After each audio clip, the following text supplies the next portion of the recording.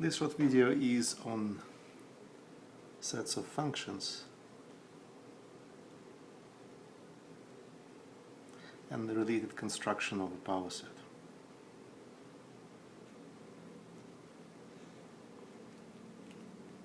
So let's have two sets and look at all sorry, at all functions, at all maps from the first to the second. Therefore, the set of functions. Another notation, widely used notation for this set is y to the power of x, and you will see very soon why this notation is widely used. So the first task is to compute the number of elements, assuming that we know the number of elements in x and the number of elements in y. So to count functions.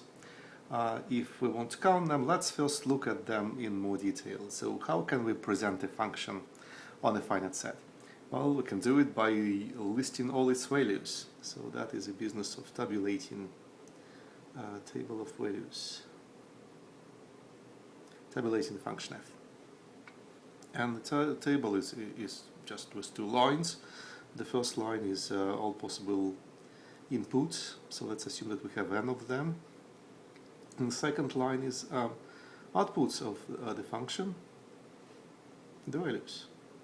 So far I haven't written anything really deep, but it's just in the way of organizing this data of a function, which will give us a convenient point of view on them, which will help us counting. So for the last to notice that all the values are elements of y, and if we count all functions, so we don't have any restrictions on the values, they just live independent lives. The values on the first element, on the second, and so on up to the last.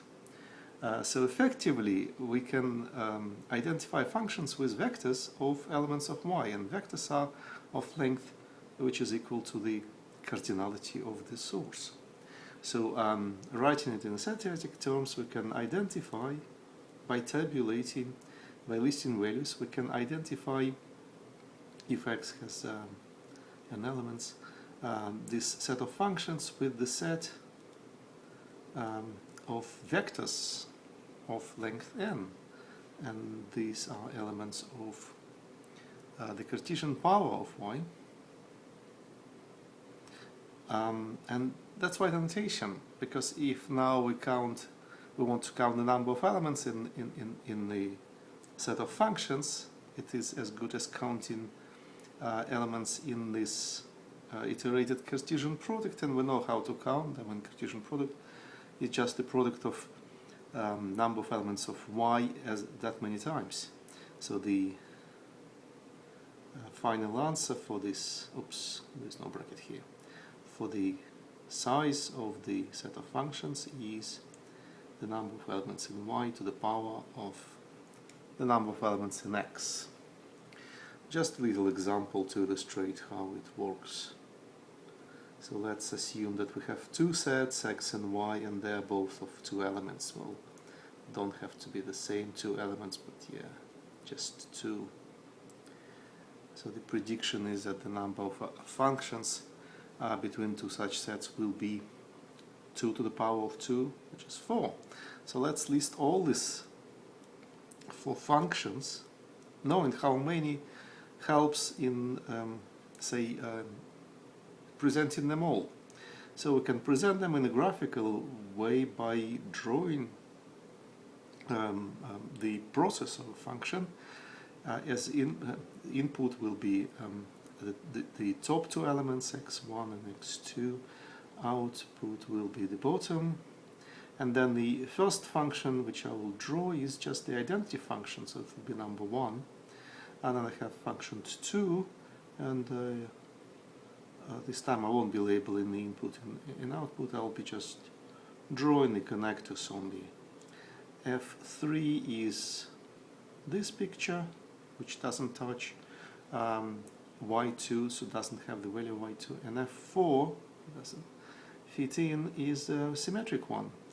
doesn't take the value y1. And these are the all possibilities. Well, we counted them, it must be only 4, and we listed 4, so that must be all. That's kind of a practical meaning of knowing how many there should be beforehand, so we could see how where we can stop in listing them. And the second construction, which is related to the set of functions, is of power set. So that is, by definition, the set of all subsets of X. All means all, including the full set and the empty subset. So this is literally the set of all subsets of X, and the short name is the power set of X. Again, the task will be to compute the number of elements, and to do that we first identify it with the set of certain functions on X. So the power set can be identified with a set of functions with values in 2 elements, 0 and 1, say. So these 2 sets are not literally the same, but identifiable isomorphic. So how can we go about this identification? So let's take a subset, and then according to this symbol there should be procedure of turning it into a function. I'll call it chi sub s. So that will be the function on X with values in 0 and 1. And here is the definition of this chi sub s. So to give a function I have to give a value on any element of X. And there will be just 2 values, 0 and 1. And 0 will be taken every time X is not an element of the subset. And if it is, the value 1 will be taken. So such function is called characteristic function.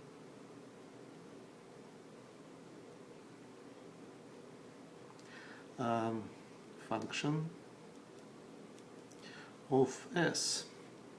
It characterizes elements of S by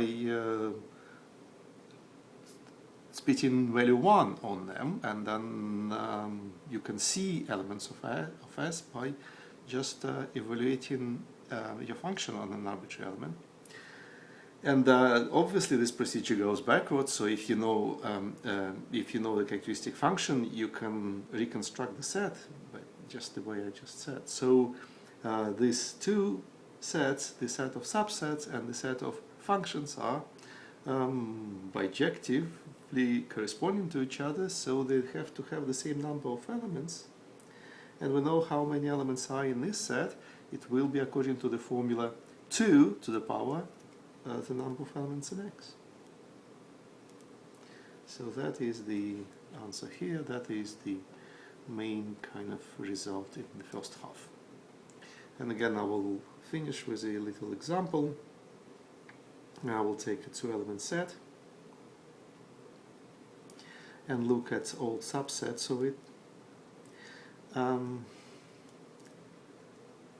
As I said, we have to not to discriminate against empty or the full list into subsets. So empty is the first in the list. And we have singleton subsets consisting of just 1 element. We have 2 such because we have 2 elements. And exhausting them all, we only left with a subset of 2 elements, which will be the full X. But I will list it in the element 4. And these are 1, 2, 3, 4 elements. 2 to the power of 2 is also 4, so we listed them all. We can stop here. And I will stop with the video as well. See you later.